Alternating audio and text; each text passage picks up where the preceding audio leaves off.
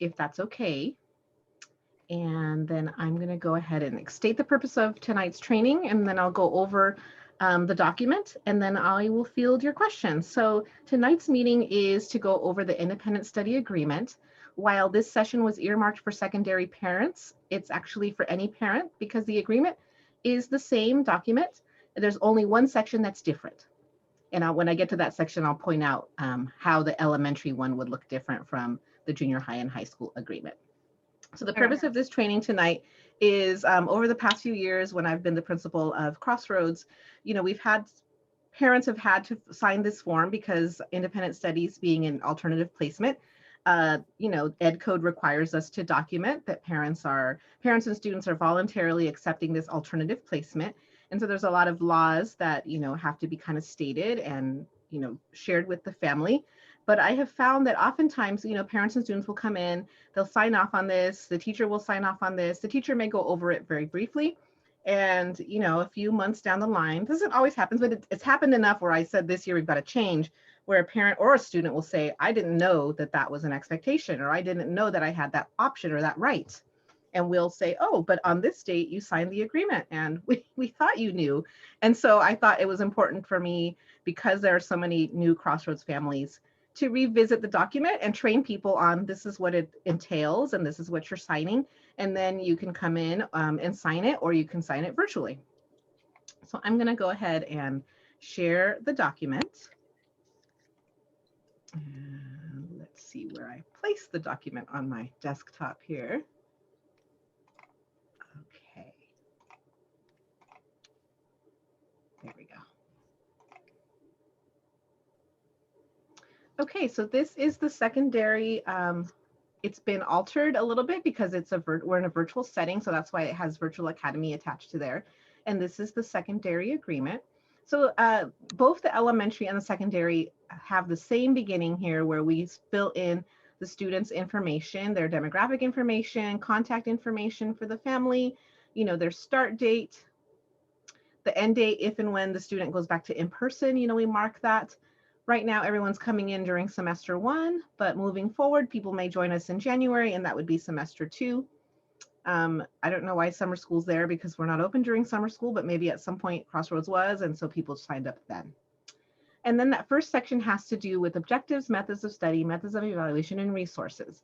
So the secondary student, whether they're junior high or high school, will complete the courses listed below. The objectives reflect curriculum adopted by the district. They're consistent with school district standards as outlined in district course descriptions. Specific objectives, methods of study, methods of evaluation, and resources for each assignment that is given by the instructor. And the instructor documents these things via something called a work record form. And this is something that the state auditors come in, every year they come in, and sometimes they will ask, show us evidence that independent study is doing some kind of, what kind of work they're doing. And so the teachers would be asked to provide their work records, sample assignments that their students have done. Any other agreements, are considered part of this agreement. Additional courses might be added to this agreement as long as needed, and then we would re-sign and redate, because especially with high school students, they may change at the semester, their schedule may change. So then this here is the section that is unique to secondary. For elementary, it just says the grade level, because in elementary, students aren't earning credits, and they're just finishing their grade level classes that are associated to that one grade. With junior high and high school students, they're taking many classes. So they're going to 5, 6, sometimes even 7 classes. And with the high school students, they're also working towards graduation credits. So they're trying to earn credits to get their diploma. So that's the big difference between the elementary and the secondary document.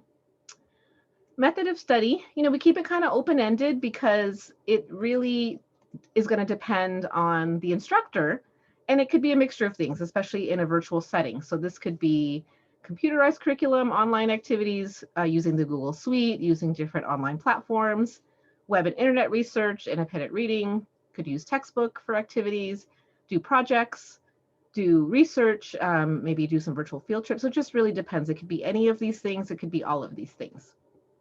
Methods of evaluation. Academic evaluations will be made by the instructors, and some of them will include, but this is not limited here, but these are just some examples. It could be teacher created tests, progress and report cards, student conferences, chapter and unit tests, work samples, observations, portfolios, standardized testing, learning journals, presentations, quizzes, labs, and finals. I almost wish I would have made this a different color because this is a really important one, the manner of reporting. So teachers will use email, internet-based audio, video communication, and phone calls. Teachers will provide quarterly progress grades and written comments regarding a pupil's academic progress. Because it's independent study, it's really important that the parent know what's going on. And so the teachers have to be responsible for reporting out on a regular basis so the parent is in the know.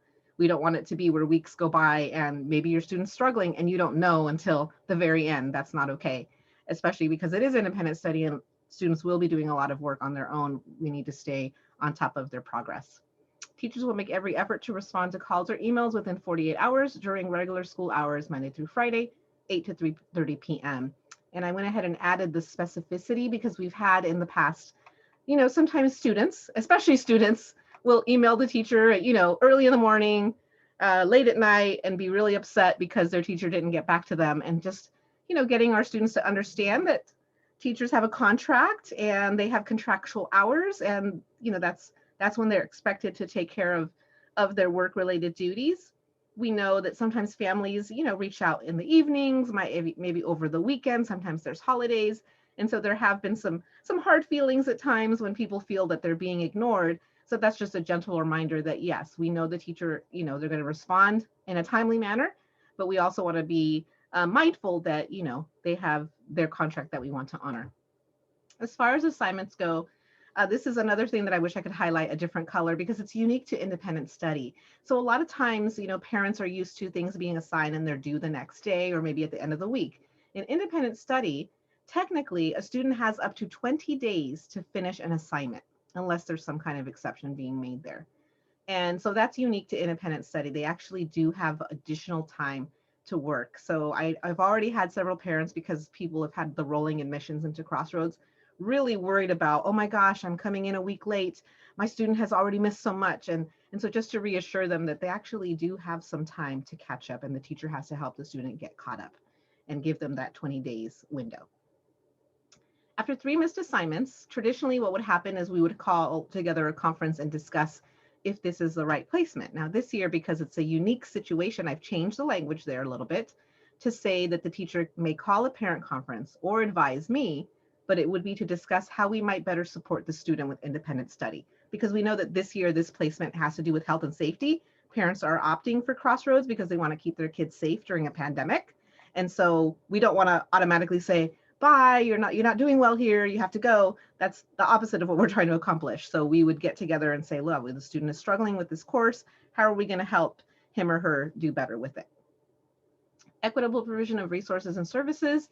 Independent study is a program of our district. And so therefore, it is just as good in terms of quality and quantity. It looks very different from classroom instruction, but it should still be a viable option. And then students who choose to engage in independent study have the same rights and privileges as students in the regular school program. The voluntary statement. Independent study is an optional educational alternative that students voluntarily select. So in choosing independent study, you also have the option to go back at any point in time. This is a right that we cannot take from you. So student agrees in signing this that they are volunteering to be part of independent study, and they've read and understood this agreement. They also agree that they're going to complete all their coursework as outlined in the agreement and as assigned by their instructor. As a parent, you will be supporting your students' agreements and responsibilities, and you also understand that you're going to be responsible for verifying, monitoring, and checking in with the teacher, that if you become aware of any extenuating circumstances that would prevent your student from finishing within the 20 days due date, that you would contact the teacher to let them know, let's make alternative arrangements. That you're going to provide any needed support for the student's scheduled, Zoom meetings or Google meetings, and that you have the right to appeal any decision that, has been made about the placement in accordance with our policies and procedures. And then our teachers will also sign this, and they will be agreeing to assign a body of work to be completed during the time the student's in independent study, that they will evaluate the work in a timely manner, and that the teacher will notify the student and guardian of the academic credit that they've earned in completing the work. And then there's a space there for signatures and dates. So the student signs, the parent signs, and the advisor signs. The teacher eventually signs. We're going to be assigning teachers next week. And so then with the high school students, we know who the teacher is. Junior high, we basically know who the teacher is at this point. I think if we continue to grow, then we would you know, figure out who's assigned then. But for now, we're holding pretty steady with the secondary students. And so we pretty much already know who the teachers are for the secondary students. So I am going to stop the share. And I'm also going to stop the recording because I think what parents want is the training. And so then I can field any questions you might have. I want to stop the recording.